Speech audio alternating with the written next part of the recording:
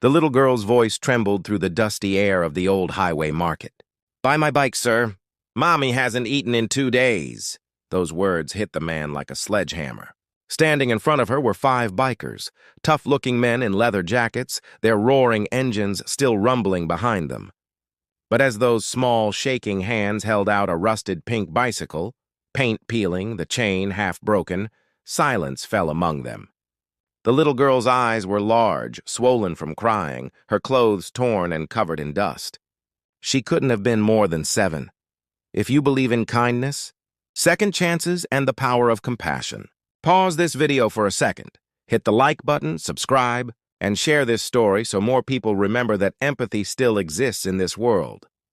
The leader of the bikers, a man named Ryder, crouched down to meet her eyes. He had seen pain before, on battlefields, on the streets, but this was different. "What's your name, sweetheart?" he asked gently. She hesitated, looking around nervously. "Lila," she whispered. "Please, sir, just buy it. I don't need much, only enough for food for my mommy." Behind her stood a small wooden stall that looked more like it was falling apart than standing. The signboard read Lila's Little Wonders, but all the shelves were empty. The market around her was bustling, yet nobody seemed to notice the child. She was invisible to the world, except to these 5 strangers on motorcycles who had just pulled over for water.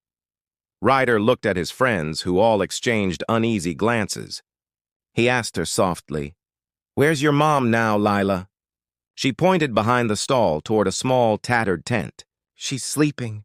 She says she's just tired, but she hasn't eaten. I found some crackers yesterday, but she gave them all to me." Her voice cracked at the end, and she tried to wipe her tears quickly, as if afraid to look weak.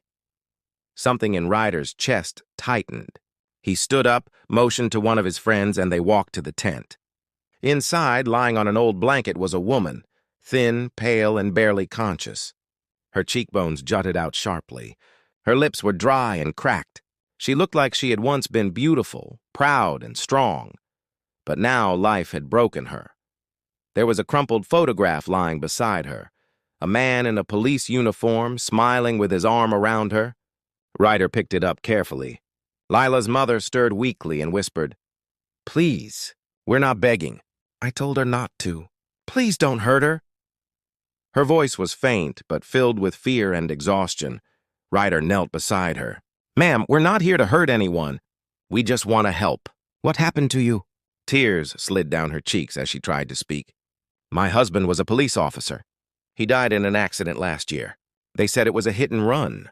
After he died, I tried to keep our little store open, but someone came and took everything." She closed her eyes, fighting the pain. "They said my husband owed money. They took our home, our furniture, everything we owned. Even his medal!" Ryder's fists clenched. He knew that story too well, how corrupt loan sharks or fake debt collectors preyed on widows like her.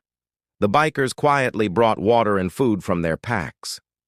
Lila's mother tried to refuse, but when she saw her daughter biting into the first piece of bread, tears of both guilt and relief rolled down her face. That night, the bikers camped nearby. They couldn't just ride away. Lila sat with them by the fire, clutching her tiny bike, its bell cracked but still shiny under the firelight. She told them stories, how her father used to take her on that very bike to school, how he promised to buy her a bigger one when she turned 10. Ryder listened in silence, feeling something shift deep inside him. As dawn broke, Ryder made a decision. He told his men, "We're not leaving this town until we find who did this." They split up, heading into the village. It didn't take long for the truth to surface. The man behind everything was a local businessman named Victor Hale, who controlled the market stalls, owned several properties, and lent money to struggling families, only to steal everything back through threats and forged documents. He had powerful friends in the town council and the police. No one dared to stand up to him. When Ryder returned, Lila was playing quietly beside her mother, drawing circles in the dirt with a stick. He crouched beside her and said, "Lila, do you remember the man who came to take your things?" She nodded slowly. "He had a gold watch and a red car. Mommy cried when he came. That was all Ryder needed." That evening, the 5 bikers rode into town again, but this time not as travelers. They rode like warriors. Engines thundered through the streets as people stepped aside, watching the black-jacketed men march toward Victor Hale's office. Victor, sitting in his leather chair, laughed when they entered. "Oh, bikers now? What's this, intimidation? Get out before I call the police." Ryder's eyes were cold. "Go ahead. But maybe they'll be interested in hearing about the widow you robbed last month. Officer Daniel's wife." The color drained from Victor's face. How do you know?" Ryder slammed a file on the desk. Inside were photographs, statements from other families, and receipts that linked Victor to forged documents. The bikers had gathered everything within a day. "You're done," Ryder said. "And you're going to make it right. Now." Under pressure and with witnesses gathering outside, Victor broke. He returned every stolen item, including the late officer's medal. But Ryder didn't stop there. He made sure Victor's crimes were reported to the authorities. By evening, the news spread across the town. For the first time, people spoke out against the man who had terrorized them for years. When Ryder returned to Lila and her mother that night, he handed the woman a small box. Inside was the medal, shining, polished, and whole. She gasped and pressed it to her chest, sobbing quietly. "I thought I'd never see this again," she whispered. Ryder smiled softly. "Your husband was a good man. His courage shouldn't die with him." Over the next few days, the bikers helped rebuild the stall. They filled the shelves with food, toys, and crafts. One of them painted a new sign. "Lila's Little Wonders. Hope starts here." As the days passed, Lila's laughter returned. Her mother regained her strength and began selling again. The townspeople who had once ignored her now came to help. The market came alive with kindness, as if that small spark had reignited something everyone had forgotten: the power of standing together. When it was finally time for the bikers to leave, Lila ran up to Ryder holding out her pink bike. "Sir," she said, her eyes bright, "I want you to have it. Daddy said heroes deserve a ride." Ryder knelt, his throat tight with emotion.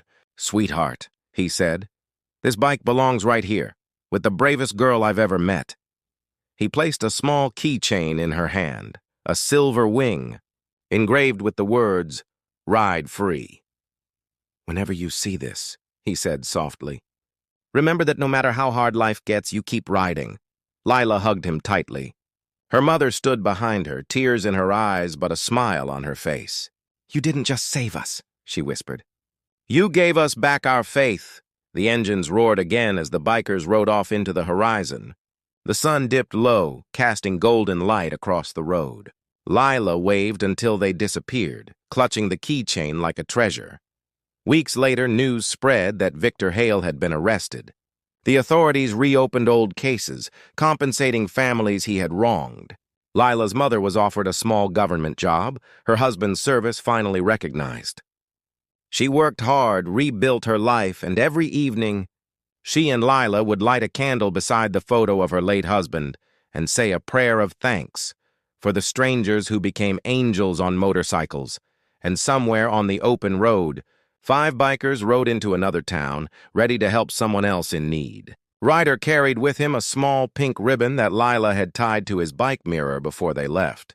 Every time the wind caught it, it fluttered, reminding him that even the smallest act of kindness can change a life forever. Because sometimes, heroes don't wear badges or capes. Sometimes they wear leather jackets, carry broken hearts, and choose to stop for a little girl selling her bike by the road.